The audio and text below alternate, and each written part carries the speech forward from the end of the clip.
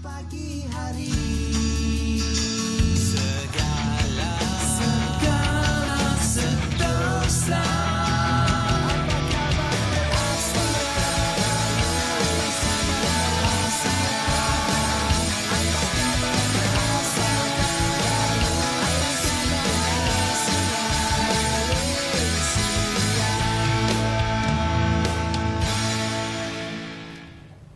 Assalamualaikum, hai. Selamat datang ke Apa Khabar Malaysia. Hari ini seperti biasa, kami bersiaran secara langsung dari Wisma Bernama. Hari ini saya ditemankan. Saya Nuruddin Umul dan kita akan menemani anda sehingga 1 jam hari ini. Pastikan anda terus setia bersama kami. Ya. Sebenarnya kan, Pasha, hari ini kita bawakan topik yang menarik. Betul. Mengenai sesuatu rawatan yang alternatif, iaitu chiropraktik. Apakah itu chiropraktik? Saya pernah dengar perkataan chiropraktik itu, saya pernah dengar dan pernah tengok jugalah beberapa video menarik sebenarnya. Mungkin ada antara anda di luar sana yang mungkin pernah melihat ataupun pernah melaluinya juga. Tapi hari ini kita akan bercakap dengan tetamu yang telah kita jemput dan dalam pada itu juga hari ini juga kita akan bercakap mengenai Hari Pelaut Sedunia 2023, Nurul. Ya, itu dia antara topik pengisian hari ini. Pastikan anda terus setia bersama kami sehingga akhir rancangan. Dan biasalah kami akan berkongsikan mengenai perkembangan berita semasa.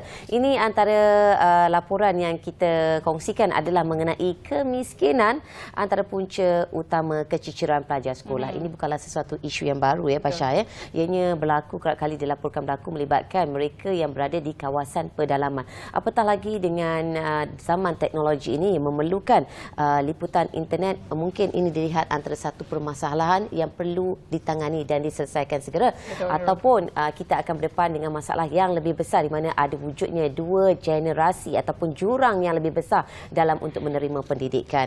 Okey, mungkin saya boleh kongsikan antaranya adalah kemiskinan antara punca utama keciciran pelajar terutama di sekolah menengah. Ini yang telah pun dimaklumkan sendiri oleh Timbalan Menteri Pendidikan Lim Hu Ying yang mendapati terdapat pelajar yang tidak hadir ke sekolah untuk bekerja demi menanggung ekonomi dan juga kos sara hidup keluarga mereka. Nampaknya antara punca tekanan ekonomi turut mendorong mengapa pelajar ini bertindak sedemikian, sedangkan ilmu itu merupakan sesuatu asas yang penting. Dan ini adalah satu masalah sosial yang perlu ditangani dan mencari jalan bagaimana untuk menghadapinya.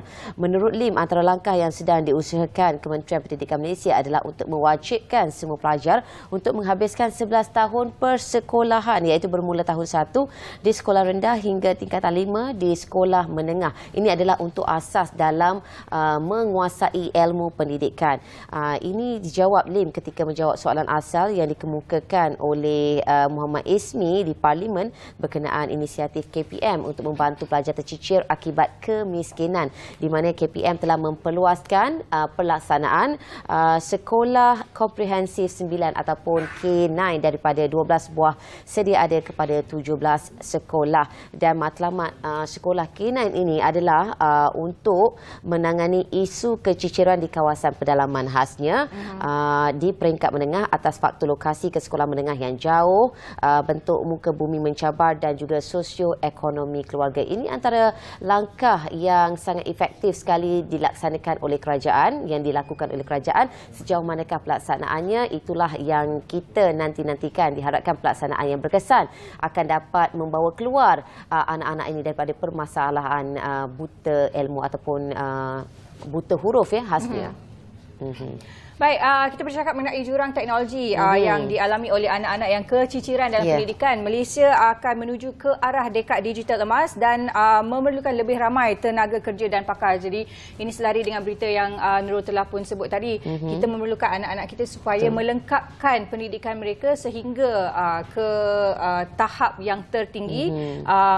Justru negara memerlukan lebih banyak tenaga kerja dan kepakaran, terutamanya dalam bidang data dan juga teknologi. Ini disebut oleh Menteri Komunikasi dan Digital Fahmi Fazil.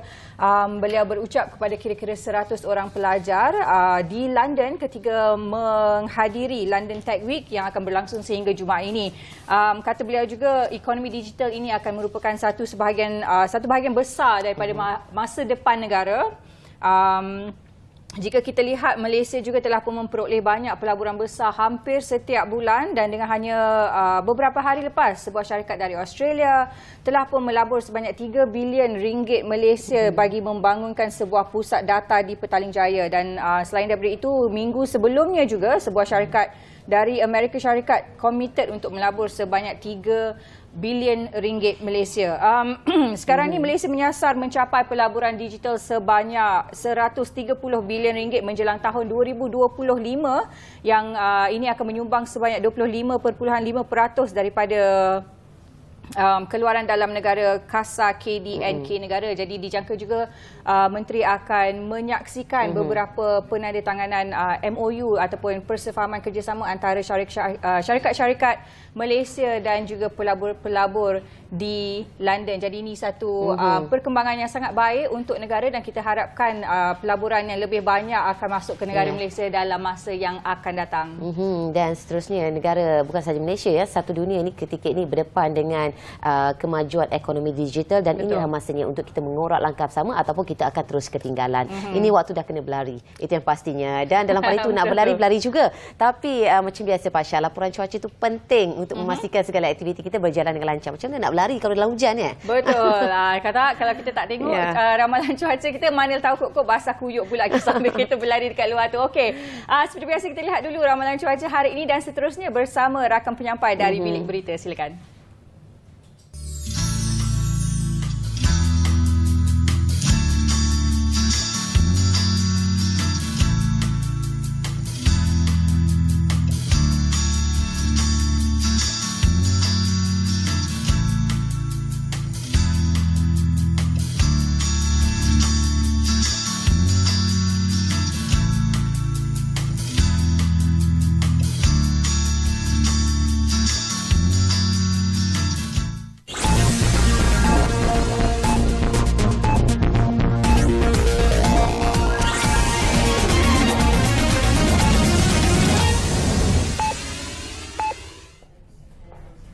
Selamat dan salam Malaysia Madani, saya Pravina Tresingham, dan dari Bilik Berita dimulakan dengan perkembangan ini.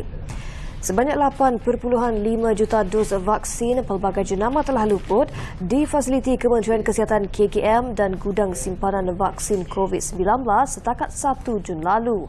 Timbalan Menteri Kesihatan Lukanisman Awang Sauni berkata, proses pelupusan dan pelaporan vaksin dalam simpanan dilaksanakan mengikut tata cara pengurusan aset dan tata cara pengurusan stor yang berkuat kuasa.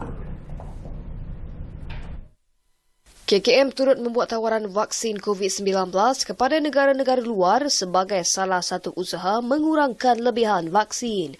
Ujar Lukanisman, setakat ini lebih 1.8 juta dos vaksin pelbagai jenama telah disumbangkan kepada negara seperti Bangladesh, Myanmar, Laos serta Bosnia Herzegovina.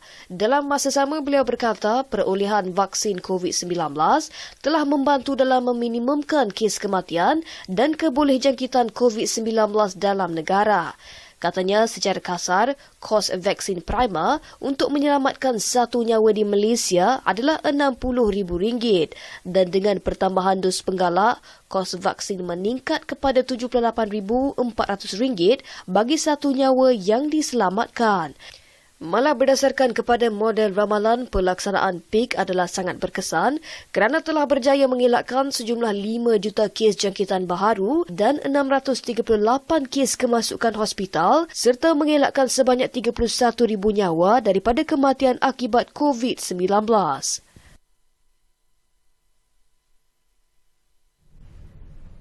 Penglibatan Malaysia di Minggu Teknologi London LTW bakal mengukuhkan lagi kedudukan negara dalam bidang teknologi digital, terutamanya sebagai hub pemprosesan data dan perkhidmatan. Menteri Komunikasi dan Digital Fahmi Fadzil berkata, LTW yang berfungsi sebagai platform mempamerkan inisiatif terbaru digital dapat memupuk perkongsian antara bangsa dalam memacu inovasi dan merapatkan jurang digital. Ketika ditemui bernama selepas menghadiri majlis perasmian LTW pada Isnin, katanya United Kingdom turut berdepan masalah sama seperti di Malaysia, iaitu jumlah tenaga kerja yang tidak mencukupi dalam bidang teknologi maklumat. Utamanya Malaysia yang berada di posisi strategik ekonomi digital dengan akses kepada 600 juta populasi ASEAN dan KDNK sebanyak 3.0 trilion dolar Amerika perlu menangani isu ini dengan segera. Berlangsung dari 12 hingga 16 Jun, beliau akan menyertai beberapa sesi meja bulat bersama tokoh serta eksekutif perniagaan selain menyampaikan ucap tama dan menjadi ahli panel forum LTW.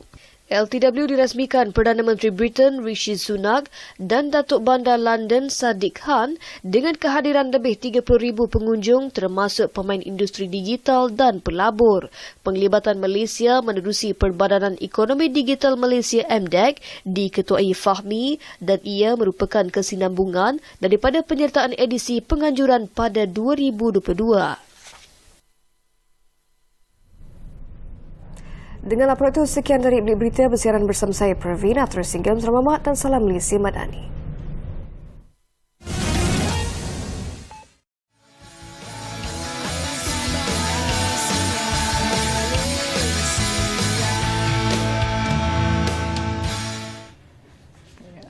Okey, terima kasih di atas kesetiaan anda bersama kami dan seperti yang kita janjikan daripada awal rancangan, hari ini kita membawakan topik-topik yang menarik dan antaranya mengenai sambutan Hari Pelaut 2023 dan sebenarnya Fasha, ya, sambutan Hari Pelaut Sedunia akan berlangsung pada 25 Jun tidak lama lagi dan tujuan Hari Pelaut ini diangkat adalah bagi untuk menghargai jasa mereka dan sekaligus menjunjung profession mereka, taraf dengan profession antarabangsa yang lebih tertinggi lagi. Betul, dan untuk itu pada hari ini kita telah pun menjemput Kapten Rosli bin Ahmad, merupakan Ketua Pengarah Laut dari Jabatan Laut Malaysia, untuk bersama-sama kita hari ini akan bercakap serba sedikit mengenai kerjaya ataupun profession pelaut dan juga serba sedikitlah kita nak bercerita tentang Seafarer Carnival yang akan diadakan 24 hingga 25 Jun di Marina Putrajaya ini. Assalamualaikum, selamat datang ke set Apa Khabar Malaysia hari ini, Kapten. Terima kasih. Sihat, Kapten, ya? Alhamdulillah. Tadi nak betulkan, tadi bukan Ketua Pengarah. Oh. Silap tu. Saya pengarah bahagian pembangunan. Okey, baik, maafkan saya antara kesilapan dekat situ. Okey, dan mungkin Kapten Rosli terlebih dahulu untuk kita bermula berdiskusi, ya. Kita akan bercakap mengenai sambutan Hari Pelaut. Mungkin tuan boleh terangkan apakah mengenai Hari Pelaut, siapakah individu yang boleh kita gelarkan dalam kategori sebagai pelaut dan bagaimanakah caranya untuk bergelar sebagai pelaut? Adakah antara kelasi itu turut dikategorikan sebagai pelaut juga atau bagaimana? Perbetulkan saya. Okey, baik. Sebelum itu, Assalamualaikum warahmatullahi wabarakatuh. Salam sejahtera, salam madani kepada pengacara Nurul, Fasha, seluruh semua penonton di rumah. Terlebih dahulu saya mengucapkan terima kasihlah. Saya mewakili JLM dan juga Kumpulan Wang Pusat KLPPL mengucapkan terima kasih pada pihak TV bernama, ya, kerana memberi ruang kepada saya untuk mewawarkan program Hari Pelaut Kebangsaan pada untuk tahun 2023 ini yang bakal diadakan pada 24 hingga 25 Jun, Sabtu dan Ahad, secara karnival di Tasik Marina Putrajaya di Persil 5. Okey, sebenarnya yang tadi yang Fasha cakap tadi kan, Fasha ke Nurul cakap tadi ialah untuk sebagai tanda penghargaan kita lah sebagai pelaut. Kejayaan mereka ni sangat penting dan mereka ni adalah ansang warriors lah kepada kita sebenarnya. Okey, balik kita pada soalan yang Fasha tanya tadi. Ialah saya umumnya pelaut ialah dulu kalau bahasa Inggeris dipanggil seaman ataupun seafarers, seaman atau seafarers lah. Kalau bahasa Melayu pelaut lah. So pelaut ni adalah individu yang bekerja di atas kapal. Dia ni bekerja secara sah lah. Mesti diambil bekerja secara sah oleh majikannya dan dia mempunyai identiti yang diberikan oleh Jabatan Laut sebagai pelaut. Itu pentinglah kriteria tu. Kadang-kadang kita lihat ada di pelabuhan ada juga orang lain yang naik ke atas kapal bekerja. Itu bukan dikategorikan sebagai pelaut. Because dia ni contohnya seperti malih pelabuhan. Kadang-kadang cargo surveyor dia datang naik ke atas kapal untuk kerja tertentu. Ini kalau pelaut dia bekerja sepenuh masa di atas kapal. Itu dipanggil pelaut lah. Okey. Untuk secara umum lah kan, di kapal ni dia terdapat 3 sektor utama lah. Itu bahagian deck, bahagian enjin dan juga bahagian catering. So dalam setiap bahagian ni dia ada lah dia punya jawatan tertentu. So di situlah pelaut dia bekerja lah. Itu yang saya cakap tadi, kalau dia bekerja, dia menjawat jawatan dia tertentu di atas kapal. Okay. Contoh jawatan yang dijawat tu ataupun contoh kategori kerja seseorang pelaut yang bekerja atas kapal tu macam mana? Contoh, okey, kalau bahagian deck mungkin di bahagian sebagai able seaman, itu peringkat operasi lah, ataupun ordinary seaman. Kalau yang di peringkat pengurusan dia panggil master, kapten kapal atau pegawai kedua, pegawai utama, macam itulah. Dan termasuklah juga kelasi kapal ya. Termasuklah kelasi kapal. Kelasi kapal di bahagian operasi lah. Kategori pelaut. Okey. Dan mungkin tuan nak ceritakan sedikit lah mungkin antara kelebihan-kelebihan ataupun inilah mungkin ada di luar sana yang berminat untuk menjadi seorang pelaut. Kalau mengikut pengalaman tuan sendiri ke, macam mana antara kelebihan menjadi seorang pelaut ni dijadikan sebagai satu kerjaya? Kalau mengikut pengalaman saya sendiri, dulu saya macam berdiri dalam bidang pelaut ni pun secara kebetulan. Dulu bapa saudara saya pun bekerja sebagai pelaut.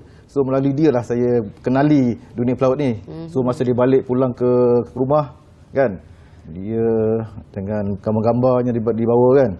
Tengok gambar dia di luar negara. Kita masa tu lepas SPM kita berminat lah kan. Masa jiwa muda kita berminat untuk keluar negara, melihat negara orang. Dan tengok bawa pun dia macam mewah aja kan. Banyak duit ni. So kita berminat lah untuk menjumpai bidang maritim ni. Itu antara kelebihan. Dan kita nak tahu juga sisi-sisi cabarannya pula bagaimana. Banyak kan. So kita balik pada tadi, apakah kelebihannya untuk bekerja sebagai pelaut ni kan. Selain daripada melawat negara orang tadi kan, pendapatannya pun boleh tahan. Okey, contohnya kalau dari kadet masuk ke institut latihan umur 19 tahun, dalam masa kalau dia sampai ke peringkat yang tertinggi kejayaan sebagai pelaut, dia boleh sampai ke peringkat master dalam tempoh 8 hingga 10 tahun. So bayangkan dalam 19 kita campur 10 tahun, mungkin dalam umur dia sampai bolehlah jadi daripada 28 hingga 29 tahun, 30 tahun kan. So di situ pendapatan time tu kalau dia bekerja sebagai master mungkin mencecah 50,000 Malaysia ringgit. Boleh kata lumayan jugalah. Itu belum kalau dia boleh berkhidmat ke luar negara. Pasal kita punya jawatan laut punya certificate of competency, Malaysia punya diiktiraf di peringkat dunia. Contohnya dia boleh berkhidmat ke kapal luar negara. Contoh dia belayar ke Singapura, pelabuhan mana-mana lah di luar negara. Dia orang akan bayar US dollar. Bayangkanlah kalau gaji master dia 10 US dollar, kalau digarap dengan 4 dah jadi berapa kan. So memang pendapatannya lumayan lah. Macam tu. Itu cerita-cerita yang sehingga peringkat tertinggi lah. Okey. Jadi yang keduanya dapat keluar negara lah. Kan? Contohnya macam pengalaman saya sendiri, saya pergi ke banyak negara-negara semasa tempoh pelayaran saya dulu. Di antaranya pengalaman yang saya terdapat lupa, kita pergi ke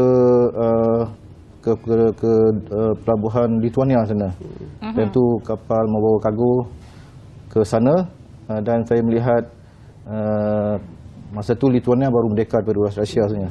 Baru lepas perang kan. Saya nampak kesan-kesan peperangan yang hebat di sana lah. Dari situ kita boleh sana kita muhasabah diri lah betapa negara kita yang aman damai ni kan, dengan negara lain di luar yang berperang bergolak kan. Satu lagi saya pernah masuk ke Jordan, bersebelahan dengan Israel kan. Masuk ke sana time tu awal tahun 90-an, masuk war zone kan. Masuk sana, sebelum masuk tu kita diperiksa oleh asas UN sebelum dibenarkan masuk. So kita nampak begini rupanya kan. Mana dulu kan masa 90-an Israel dengan negara Arab bergolak, perang Teluk.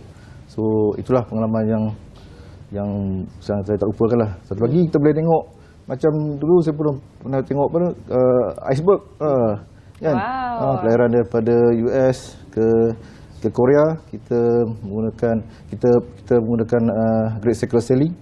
Kita belayar melalui lautan Pasifik utara sedikit. So di situ kita boleh nampak iceberg, kita nampak di horizon tu, di kaki langit berkaca bersinar putih-putih kan.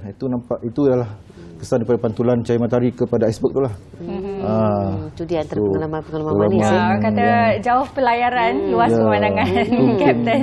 Itu mungkin salah satu daya penarik pada orang muda yang inginkan cabaran lah untuk mencuri bidang pelautan. Okey Kapten, mungkin kita nak ceritakan sedikit mungkin sejarah permulaan sambutan Hari Pelaut ni. Okey. Sejarah pelaut ni bermula pada tahun 2010 lagi.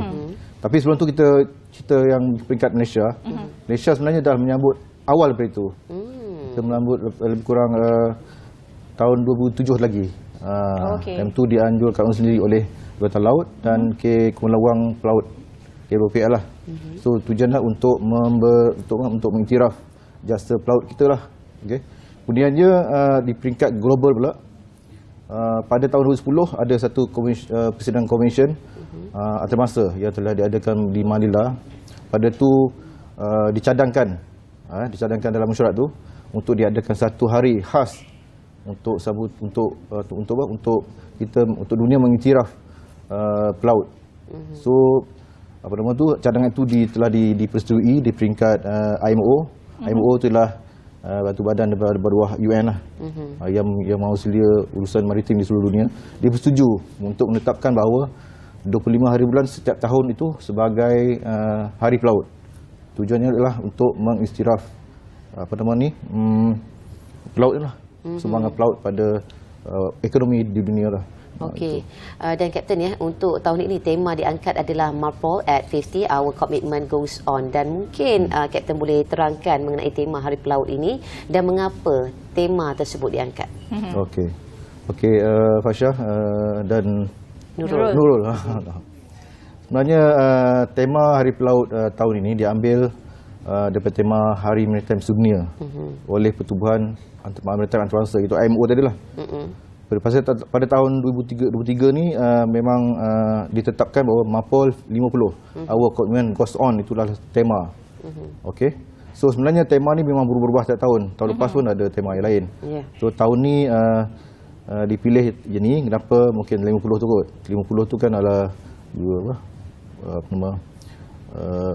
Juli Maras dan dah 50 tahun, maksudnya dah lama sangat MARPOL ni komitmen yang diusahakan oleh IMO ni dah 50 tahun berjalan sehingga kini, iaitu dengan tujuannya adalah untuk menangani isu pencemaran berpunca daripada pencemaran daripada kapal. Ini MARPOL ni memang khas komitmen ni untuk mengawal selia pencemaran yang berpunca dari kapal. Kalau kita tengok banyak punca dari kapal, contohnya minyak enjin, kan? Minyak enjin, lagi mungkin daripada sampah-sampah sarap yang daripada kapal, sisa makanan yang pelaut-pelaut kapal makan kan, yang sinak dilupuskan. Itu dia mengawal, tak suka, tak macamnya, maksudnya tak dibuang sesuka hati di laut lah. So ada kawalan di situ. Kemudian plastik, sampah plastik di ban, tidak boleh dibuang di laut. Okey. Kalau kita buang lepas di laut, plastik di laut kan boleh menyebabkan cemaran alam sekitar, mungkin dimakan oleh ikan-ikan, kan. Kemudiannya pencemaran berpunca pada exhaust kapal. Exhaust kapal. Sekarang ni kan kita sekarang heboh di dunia sekarang, isu berkenaan dengan global warming. Betul. Kan? So salah satu punca global warming adalah pelepasan gas hijau kan, asap hijau kan. Greenhouse gases. So MARPOL ni lah yang mengawal selia secara teknikal, diberikan masyarakat teknikal kepada kapal untuk mengawal punca pencemaran daripada kapal lah. Macam tu. Okey Kapten, difahamkan Jabatan Laut Malaysia dan juga khususnya Kumpulan Wang Pusat Perdagangan Laut ini antara tanggungjawab adalah untuk menguruskan perihal kebajikan pelaut di Malaysia. Mungkin Kapten boleh terangkan sedikit antara usaha yang dijalankan oleh KWPPL ni. Okey. Terima kasih Fasha. Maaf. Okey, antara usaha KWPL. Okey, sebelum tu KWPL ni ditubuhkan di bawah Ordinans Perkawalan Saudara Dagang 1992. Itu penting. Dalam tu di bawah Seksyen 8, Seksyen 467 tu, Menteri membuat satu kaedah lah untuk KWPL ni berfungsi. Okey, antara fungsi KLOPL ni lah menyediakan perkhidmatan kebajikan kepada pelaut. Itu utamanya. So because sumber wang kumpulan KLOPL ni pun daripada pelaut. So kita terima daripada pelaut dan kita pulangkan kepada pelaut. Macam itulah, daripada pelaut kepada pelaut. Gitu. So antara sumbangan yang diberikan oleh KWPL ni lah, kita beri beasiswa. Maksudnya pelaut nak belajar, dia mohon beasiswa, kita akan berikan. Itu satu alternatif lah. Dia mungkin boleh pergi pinjam kat bank kan. Tapi salah satu alternatif dia, kita boleh beri beasiswa. Kemudian kita boleh beri bantuan khairat kematian. Jika ada kes-kes kematian, dia punya waris boleh menuntut khairat kematian. Kita boleh bantu. Kemudiannya ada pelaut yang sakit, yang memerlukan bantuan, sila datang ke UPL, kita akan bantu mana yang boleh. Okey. Boleh dan baru-baru ini kan kes COVID kan. Banyak juga KLOPL menyumbangkan bantuan kepada mereka lah. Itu. Itu dia. Dan kita nak sentuh juga sempena Hari Pelaut 2023, kabarnya terdapat antara program yang akan berlangsung tak lama lagi, iaitu Seafarer Carnival 24 hingga 25 Jun di Marina Putrajaya. Mungkin Kapten boleh sentuh mengenai program tersebut dan kenapa Marina Putrajaya dipilih sebagai lokasi pilihan untuk kali ini. Okey, menarik soalan tu. Mengapa kita pilih Marina Putrajaya? Jawab dulu lah. Because sebab salah satu sebab dia adalah Putrajaya itu sendirilah. Putrajaya sendiri adalah memang tempat tumpuan ramai lah. Kan? Ujung minggu memang ramai orang datang ke Putrajaya. Kemudian kita pun mengambil kesempatan lah. Ramai orang datang, kita mengambil kesempatan untuk menonjolkan hal-hal maritim lah kepada pengunjung. Keduanya tasik tu sini lah, tasik tu clear, bersih, cantik kan. So because pada tahun ni kita ada buat kelainan sedikit lah. Pada sambutan yang lepas, kita akan adakan sukan air yang tak pernah diadakan sebelum ini. So kita memerlukan tasik yang bersih seperti Putrajaya tu lah. Kan, betul lah dengan kita punya tema, kan, bersih, mapol, kebersihan. So kita pilih tasik tu sebagai tempat untuk melakukan aktiviti air. Itu. Itu kita adakan banyak lagi acara lain lah. Kita adakan di tasik tu lifeboat race, seafarer stock and seminar, dan macam-macam lagi untuk orang awam turut serta dalam komisen kita nantilah. Terlalu padat dia punya program tu. Itulah saya tengok tadi banyaknya aktiviti pengisian itu, antaranya permainan bowling tadi, aktiviti untuk anak-anak pun ada. Maksudnya aktiviti yang disediakan ini adalah aktiviti khas untuk sesi keluarga ya. Ya. Okey, jadi orang ramai dijemput untuk hadir ke Seafarer Carnival 24 hingga 25 Jun ni di Marina Putrajaya. Ramai bersama keluarga. Okey, baik. Kata-kata akhir ataupun harapan daripada Kapten sendiri sempena sambutan Hari Pelaut 2023 ni secara ringkasnya. Okey, secara ringkasnya saya berharaplah, saya menjemputlah semua warga Malaysia, khususnya warga kota, warga Putrajaya yang paling hampir sekali wajib datanglah warga Putrajaya kan. Warga mana-mana warga dan keluarga yang masih belum ada lagi program untuk 24 hingga 25 hari bulan tu, sila hadir, datang beramai ke karnival ini. Sama-sama kita memeriahkan acara karnival ini. Kita kenali pelaut, kenali usaha mereka, kenali jerit perih mereka, kenali pekerjaan mereka lah. So mana-mana adik-adik yang masih lepas SPM ni kan, kita cari apakah peluang mereka di kehadapan lagi kan. So datang, kenali pelaut, kenali sektor kejayaan maritim. Orang kata tak kenal maka tak cinta. Betul. Maksudnya kalau dia kenal nanti dia mungkin cinta. So dia akan adalah mungkin dia akan memasuki bidang maritim. Itu dia. Terima kasih kita ucapkan kepada Kapten Rosli Ahmad, merupakan pengarah bahagian pembangunan perkapalan dan juga pelaut daripada Jabatan Laut Malaysia. Dan saya kirakan perkongsian hari ini cukup jelas. Betul. Dan membuka perspektif baru mengenai kejayaan sebagai seorang pelaut. Dan selamat Hari Pelaut Kebangsaan juga kita ucapkan kepada mereka. Baik, selepas ini kita ada satu VT yang menarik berkenaan dengan sukan go-kart. Mari kita lihat dulu, selepas itu kita akan berhenti berehat untuk seketika dan kembali selepas ini. Jangan ke mana-mana. Hai semua, hari ini saya berasa sangat teruja kerana saya akan melakukan satu aktiviti yang pastinya mencabar dan akan meningkatkan diri saya, iaitu bermain go-kart di Evoke Karting. Nak tahu apa yang menarik tentang aktiviti ini? Jom ikut saya. Sukan go-kart merupakan aktiviti sukan lasak yang amat digemari oleh mereka yang sukakan cabaran dan kelajuan serta ingin melepaskan tekanan. Jika suatu ketika dahulu, aktiviti sukan ini hanya diceburi oleh golongan tertentu, namun kini ianya turut disertai oleh pelbagai lapisan masyarakat. Evoke Karting yang terletak di Shah Alam, Selangor merupakan antara salah satu litar go-kart yang menawarkan aktiviti go-kart di sekitar Lembah Kelang. Antara keunikannya ialah ia menggunakan go-kart elektrik yang tidak mengeluarkan bunyi bising dan lebih selamat kerana ianya lebih berat dan stabil berbanding go-kart petrol. Selain itu, ia turut menggunakan teknologi baharu yang mempunyai sistem automatik bagi memudahkan pemandu untuk mengawal go-kart mereka. So once you dah masuk kart, mostlynya semua benda adalah automatic.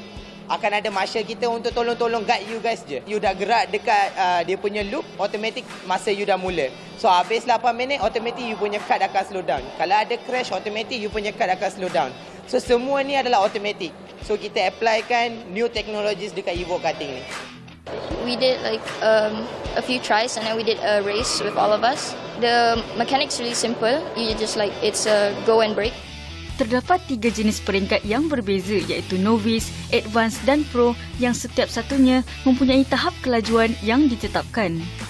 Yes, so over here at Evoke Karting we've got 3 different levels, Novice, Advanced and Pro. It's the same karts just tuned to different levels of speed. And we recommend all new drivers who come here to start with Novice first, purely for safety reasons. As soon as they achieve a certain lap time, they're eligible to move up to Advanced, which is a lot quicker compared to Novice, similarly moving up to Pro. Sebelum aktiviti go-kart bermula, pelanggan akan diminta untuk mendaftar diri bagi mendapatkan tiket yang tertera nombor giliran. Seterusnya, pelanggan akan membuat pembayaran dan menunggu di ruang rehat yang disediakan. Setelah itu, pelanggan akan diberikan taklimat keselamatan sebelum memulakan aktiviti go-kart.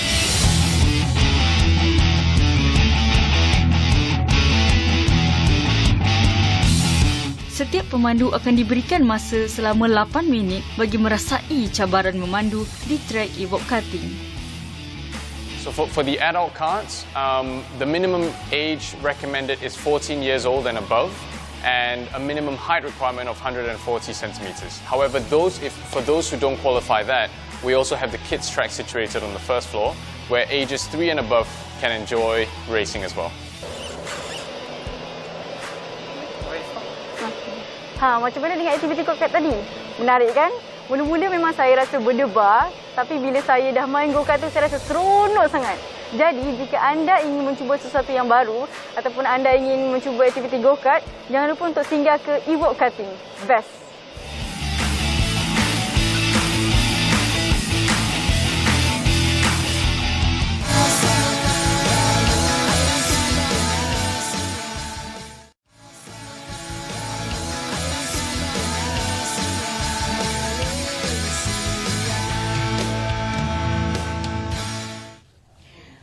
Masih lagi bersama kami dalam Apa Khabar Malaysia. Terima kasih kerana kesetiaan anda. Seperti yang telah pun disebutkan di awal rancangan tadi, kita akan bercakap serba sedikit mengenai rawatan alternatif chiropractic. Kalau ada yang antara anda yang belum tahu apa itu rawatan chiropractic, itulah rawatan yang akan orang kata membunyikan tulang-tulang. Sebelum ni kita banyak dengar kan, kalau betul, macam sakit-sakit badan ke, kita pergi dapat rawatan berurut. Selain daripada berurut, mungkin antara kita pergi menerima rawatan chiropractic, mungkin sama ada kita tak sedar dan kita tak tahu pun itu antara rawatan chiropractic. Dan itu yang akan kita kongsikan mengenai sejauh manakah keberkesanannya ataupun untuk mendalami lebih mendalam lagi ilmu chiropractic ini. Pastinya bersama kita di studio hari ini adalah Dr. Stephanie Wang, merupakan chiropractor Gone State, yang akan memperkatakan mengenai rawatan ini. Selamat datang, Doktor. Apa khabar? Thank you. Khabar baik. Terima kasih sudah jemput saya hari ini. Kita permulaan untuk bercakap mengenai chiropractic ini. Sesuatu topik yang menarik sebenarnya ya untuk betul. kita kupas. Dan apakah yang seseorang itu perlu mengetahui mengenai chiropractic? Okay, so chiropractic dalam Malaysia ni kita categorize under traditional dan complementary punya medicine lah. So dia subset daripada medicine. Kita almost the same as TCM, Theta and traditional Malay medicine, all of that lah. Tetapi to understand chiropractic, perkataannya actually daripada bahasa Yunani. So dia dua perkataan, kairos dengan praktikos. Kairos tu dia maksudnya tangan, praktikos maksudnya melakukan dengan. So you combine, it means melakukan dengan tangan. So when you see chiropractic, kalau ada video dekat online kan, you memang tengok semua guna tangan. Kita adjust bunyi crack itu. So yang tu penyesuaian atau kita panggil adjustment. Jadi chiropractic itu sendiri, adakah fokus dia kepada bahagian tulang dalam badan ataupun ada bahagian-bahagian lain seperti orang kata muscles dan sebagainya, macam mana? So actually you tak boleh sort of separate tulang dengan muscle. So anything related to joints, sendi, kita pun treat lah. So banyak orang rasa hanya tulang belakang je kita treat. Actually bukan saja. Kita also can treat the wrist and also elbow, bahu, lutut, semua pun boleh tolong masalah macam tu. Jadi kita nak tahu mengapa rawatan alternatif chiropractic ini penting untuk kita lakukan bagi tujuan penjagaan kesihatan. So rawatan alternatif ni bukan sahaja chiropractic lah. Yang lain pun okey, yang biasanya kita patient preference. So untuk chiropractic is important sebab chiropractic bukan sahaja bantu dengan you punya tulang. Sebab you punya tulang belakang, dalam tu you punya saraf. So saraf juga dia supply ke you punya organ, ke muscle dan lain-lain. So anything going on in the middle of the spine, it can also affect other areas. So sometimes ada masalah yang related to macam stomach, gastric ataupun bowel movement, sometimes pun boleh bantu. Tapi it's best to check dengan specialist dahulu, make sure everything is clear, then you come to a chiro, maybe kita boleh bantu. Tapi sebelum itu kita nak tahu juga apakah jenis rawatan untuk pesakit kategori apa yang boleh menerima rawatan chiropractic ini? It depends. So dalam chiropractic ada banyak jenis teknik. So ada teknik some chiro dia guna mesin kan, macam ultrasound, electrotherapy, yang shockwave tu dia orang categorize under diversified punya chiropractor. So that means banyak teknik dia combine as one, iaitu diversified. So for me, I'm a gone state chiropractor. Gone state tu maksud is a teknik lah. So the way we treat a bit different. So kita fokus sahaja dekat tempat yang ada masalah untuk menjalankan adjustment. So for me, usually I will require X-ray sebelum rawatan. So for pregnant women, dia tak boleh lah menjalankan X-ray dulu. Maybe kita akan just observe, tengok yang sesuai. So apa yang tidak sesuai, newborn baby, maybe not so much, tapi ada juga 1-2 years old punya baby pergi adjustment, so you kena cari chiropractor yang terlatih dalam that area lah. Ataupun osteoporosis, kena be careful sebab tulang tu dia brittle kan. So have to be careful, have to let chiropractor know dulu. Ataupun ada masalah yang kronik lah, macam cancer or things like that, have to let us know in advance as well. Okay, Doktor, kita nak tanya jenis-jenis condition yang macam mana yang orang kata boleh digalakkan untuk mendapatkan rawatan alternatif chiropractic ni? Yang paling common tu low back pain, sakit pinggang, sakit leher. Actually, headache pun is one of it. And then yang tadi kita point tu, lutut, bahu, frozen shoulder, one of it lah. Kita pun juga boleh bantu. So as long as there is pain dekat joints, it's something that you boleh pergi ke chiro. I see, okay. Okey, itu dia. Cik, macam lepas ni nak pergi je kan. Okey dah. Kita terus call doktor lah, kita set appointment. Okey, dan doktor, kita nak tahu juga untuk sekiranya mengenai kanak-kanak ya. Khasnya doktor kata tadi kalau kanak-kanak ataupun bayi perlu mendapat rawatan yang pengkhususan ya.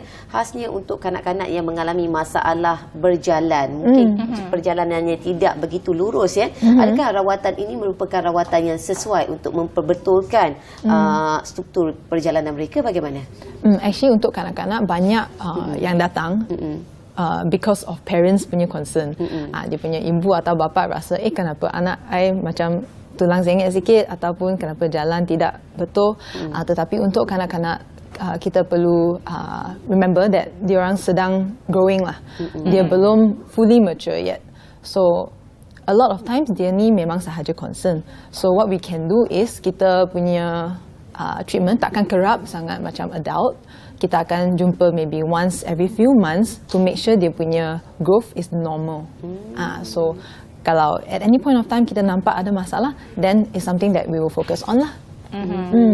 Ya, doktor, seperti yang kita sebut tadi, chiropractic ni adalah merupakan satu rawatan alternatif. Ya, betul. Kan? Jadi kepada ini, it's an option lah bagi mereka yang mungkin tidak mahu bergantung terlalu banyak kepada ubat-ubatan dan sebagainya. Tapi pendapat doktor sendiri, ada tak pesakit yang mungkin datang untuk menjalankan rawatan alternatif chiropractic ni supaya mereka tidak perlu menjalankan rawatan medical?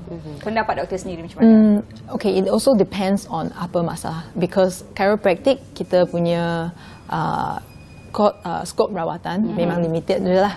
So there are case yang patient datang and then kita tengok, and then I will still have to refer kepada medical doctor ataupun physio ataupun rawatan yang lain. Sometimes bergabung rawatan pun ada dia punya benefit, tapi most of the time kalau in the first few stages I tak akan menggalakkan join terlalu banyak type of rawatan, because then kalau you buat banyak benda, you tak tahu yang mana yang bantu, yang mana tidak bantu. So it's best to usually focus on one treatment at a time. Itu dia penjelasan Dr. Stephanie mengenai chiropractic. Maksudnya perlu ada pengkhususan lah di situ. Kalau kita bercampur-campur, kalau salah satu tak menjadi, disalahkan pula kan. Betul, kita nanti jadi satu masalah pula. Okey, kita nak tanya Dr. Stephanie lebih lanjut lagi tentang rawatan alternatif chiropractic ni, tapi sebelum tu kita akan berhenti berehat untuk seketika. Dan kembali selepas ini.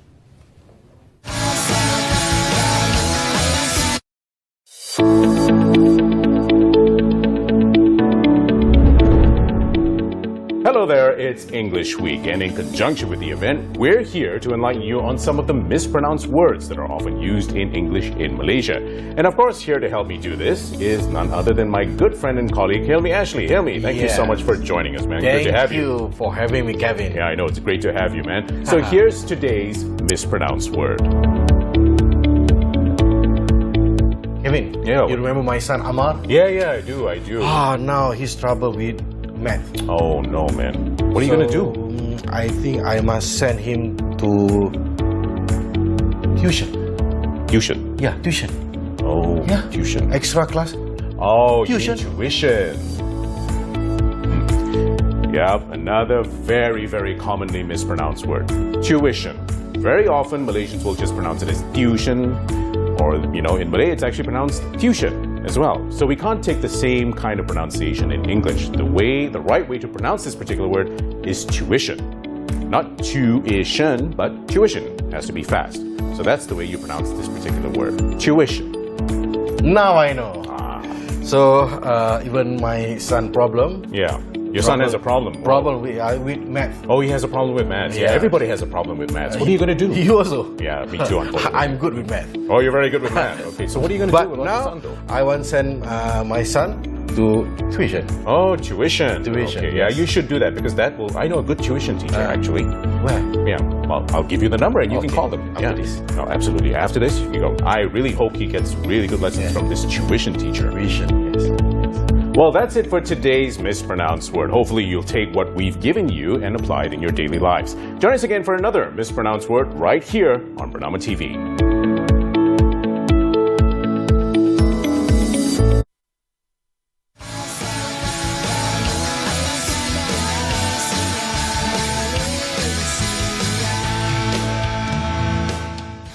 Baik, masih lagi bersama kami dalam Apa Khabar Malaysia. Kami bercakap tentang rawatan alternatif chiropractic bersama Dr. Stephanie Wang dari seorang chiropractor Gonstead. Okey, kita nak tanya pada doktor. Katalah jika berlaku kemalangan, seseorang tu ada dislocated bone, adakah rawatan chiropractic itu merupakan satu rawatan yang sesuai untuk membetulkan atau membantu kondisi yang tersebut? So for dislocated joint, kalau dia fresh, kita tidak menggalakkan langsung untuk datang ke chiropractic because let's say it's a scenario yang accident, takkan first thing kita datang ke chiro. Betul. Normally kita pergi ke hospital and then best to also jumpa doktor ortopedic, make sure tak ada saluran darah yang cedera ataupun saraf yang cedera ataupun especially tulang yang patah. So kita kena make sure all this tak ada. So first course of action is to Dr. Orthopedic. And then after that, kalau injury yang lama, dislocation, history lah, macam banyak tahun sebelum ni, then kita boleh check dulu, make sure joint tu stabil, baru boleh kita adjust. Okey, faham. Jadi kita nak tahu bagaimana nak pastikan orang ramai untuk mengambil tahu tentang pentingnya penjagaan kesihatan tulang mereka, doktor. So jangan tunggu sampai sakit baru pergi ke chiro. So samalah dengan other form of treatment kan. Kita selalu dengar pencegahan lebih baik daripada menawar. Betul. Same. You tak nak tunggu sampai masalah sudah sampai kronik and then only you menjalankan rawatan. Kalau kita dapat kenal pasti masalah dari tahap yang awal, it's easier for us to manage masalah itu. And then also cost rawatan as it gets worse, ia akan jadi lebih tinggi. Correct. So banyak wang dengan masa. Okey, kalau untuk rawatan chiropractic ni lah, katalah kalau seseorang tu berminat untuk menjalankan preventative treatment, doktor suggest berapa kerap perlu dilakukan? Seminggu sekali, sebulan sekali ataupun macam mana? So kalau tak ada sakit langsung yang datang, actually banyak juga patient yang datang dia cakap nak check saja. So for me personally, saya punya patient, I akan maybe in the first few times, because it's my first time seeing you, I tak tahu you punya badan, dia respond ke adjustment macam mana. So maybe in the first week, kerap sikit, lepas tu kita akan jarakkan, and then at the end, kita nak achieve a goal of maybe once every few months. Actually banyak patient I, sebulan sekali, maintenance. Tapi also depends on your schedule, you punya lifestyle, semualah, all this also play a role. Dan kita nak tahu juga, doktor, sejauh manakah keberkesanan chiropractic ini terhadap pesakit itu sendiri? Mindset is very important. Kalau you datang and then you rasa skeptical sikit, banyak actually juga. Then it's observed that dia punya kesembuhan, dia punya masa untuk sembuh lebih slow because you already a bit skeptical towards the treatment. But most of the time it does work. Because I have seen banyak case yang okay, tapi kalau sangat kronik punya masalah macam patient yang sangat tua and then dia punya structure tulang semua dah ubah because of degenerative changes kan, then yang tu kita maybe tak boleh remove the pain completely. It's more like pain management. Biar dia kurang sakit and then maintain dekat sana. Memang depends on case to case basis. Okey, soalan penting kita nak tanya pada doktor ni sebab bila kalau kita tengok video-video orang yang melakukan chiropractic ni kan dengan bunyi tulang yang kuat, kerak-kerak, masa tu takut doktor. Sakit ke tak sebenarnya? Depends. Kalau you datang sangat sakit, mungkin akan sakit sikit. Tapi most of the time kalau patient relax, okay, dia trust chiro, takkan sakit punya. Hanya bunyi tu yang kuat. Okey. Yang penting kena pergi kepada doktor yang pakar dan terlatih dalam chiropractor. Jangan cuba-cuba sendiri kat rumah. Betul. Nanti masalah lain pula. Ya, nanti terseliuh dah jadi satu masalah. Dua kos berganda nanti jadinya. Okey, dan doktor, difahamkan untuk mendapatkan rawatan chiropractic ini tidak menggunakan ubat-ubatan ya. Hanya berdasarkan rawatan daripada teknik tekanan ataupun kepada muscle dan juga kepada sendi-sendi dan juga tulang yang betul. Dan apakah juga antara tips-tips diet yang pakar chiropractic turut memberikan kepada pesakit mereka? Diet. Biasanya sebab kita consider western punya medicine, so tak ada spesifik punya diet. as long as your diet is clean lah, tak ada banyak processed food ataupun fast food, and then kalau minum and things like that, dia akan slow down your healing process. Yeah, so as long as your diet is okay, and then the variety of food dapat minerals dengan nutrients yang okay, then it's fine. Sometimes kita akan menggalakkan suplemen depending on the case juga. Dan yang penting mengamalkan gaya hidup yang sihat. Betul. Betul. Selalunya dalam pengalaman doktor sendiri, antara pesakit-pesakit atau pasien yang doktor selalu merawat, antaranya mengalami sakit yang macam mana, disebabkan oleh apa? Paling common is from injury, kecederaan. Kalau ambil barang yang berat ataupun sports injury pun ada. Sometimes for pregnant women, lepas bersalin pun akan ada sakit because maybe baby dekat rumah banyak bend over. Yeah, so repetitive punya movement lah, over and over again. Kalau posture tidak bagus, dia pun akan accumulate lama and then start to have a problem. Tidak semestinya selalu because of one incident, lepas tu sakit akan start. Tapi saya nak tahu juga, adakah chiropractic ini turut terpakai kepada pesakit slip disc juga? Kerana kata doktor kebiasaannya kalau slip disc ini bahagian tulang belakang itu tidak boleh disentuh. Tetapi berdasarkan rawatan chiropractic, adakah ianya turut mengambil kira ataupun turut merawat pesakit slip disc, ataupun bagaimanakah cara rawatannya? Actually slip disc kalau diagnose daripada medical doctor, then kita akan menggalakkan patient bawa dia punya report MRI semua, so kita boleh understand. Depends on dia punya keterukan condition dia. Kalau it starts to affect bowel movement, tak boleh control, nak pergi tandas, ataupun sakit sampai tidak boleh tidur atau tidak boleh berjalan, then it's not within chiropractic care. Best to see apakah ortho. Kalau it's just sakit tulang belakang and then dia cakap slip disc tapi tak pernah tengok doktor, then it's most likely not a slip disc. Then we can still treat because it is categorized under sakit pinggang. Okey. Doktor nak tanya juga, mungkin doktor nak cuba perbetulkan persepsi masyarakat di luar sana mungkin yang ada persepsi yang salah ataupun tanggapan yang salah terhadap rawatan alternatif chiropractic ni. Banyak. Some people akan rasa chiropractic hanya untuk short term relief. Tapi kalau if you do it right, it's not only for your short term relief. It can really improve your lifestyle sebab bukan sahaja it will help with the pain, it can also improve your nervous system lah, sistem saraf badan ni. And then also sometimes banyak orang akan anggap lain punya treatment as chiropractic, macam theta. Tapi actually theta and chiropractic tidak sama langsung. To know that your chiropractor is certified ke tidak, you can check on Association of Chiropractic Malaysia, ACM, to see if we are registered. Then you can trust the chiropractor. Yes. Dan mungkin doktor boleh kongsikan sedikit sebanyak mengenai persepsi masyarakat di luar sana dalam untuk mendapatkan rawatan alternatif khasnya chiropractic, dan mungkin doktor boleh kongsikan harapan mengenainya.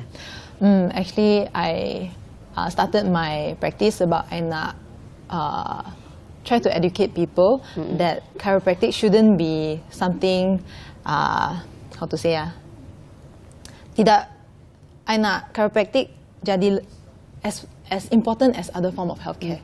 Sebab banyak orang rasa, I dah try semua barang tapi I tak nak try chiro sebab takut. But actually it's very helpful for some cases and for some people, and it shouldn't be something that is overlooked, right? Because it is also a form of healthcare. Tapi in Malaysia, unfortunately, kita under traditional and complementary medicine, so we have a long way to go. But I hope that in the next few years, chiropractic can be seen as important. Itu dia. Dan mungkin sedikit doktor, adakah chiropractic ini turut mendapat sokongan daripada Kementerian Kesihatan Malaysia? So kita register under ACM. ACM is under KKM. So we are regulated under KKM as well. Itu yang paling penting sebelum kita menerima sesuatu rawatan perubatan, pastikan ianya sahih dan tidak memberikan kesan kepada kita semula. Dan yang penting sekali macam Dr. Stephanie sebutkan tadi, kalau ingin mendapatkan rawatan chiropractic, pastikan doktor yang kita jumpa tu berdaftar dan juga terlatih mengikutlah kepakaran yang masing-masing. Okey, kita ucapkan terima kasih sekali lagi kepada Dr. Stephanie Wang, seorang chiropractor gone state. Betul? Betul. Kerana Thank berkongsi banyak sebenarnya manfaat informasi yang kita dapat hari ini berkenaan dengan rawatan alternatif chiropractic, dan kepada anda di luar sana mungkin boleh menggunakan rawatan alternatif chiropractic ini sebagai alternatif untuk lengur-lengur sakit pinggang dan sebagainya. Sebab kita kadang-kadang tak nak makan ubat kan, belum masanya lah katanya. Kita kalau boleh rawat, apa salahnya. Betul. Dan itu sedikit sebanyak perkongsian yang menarik yang dapat kita kongsikan dalam Apa Khabar Malaysia hari ini. Penuh dengan perkongsian yang santai tapi padat dengan informasi, itu yang paling penting sekali. Dan kami ini akhiri hari ini dengan Assalamualaikum, selamat dan sampai jumpa lagi. Bye-bye. Dan biasa jaga diri, jaga kesihatan semua. Assalamualaikum.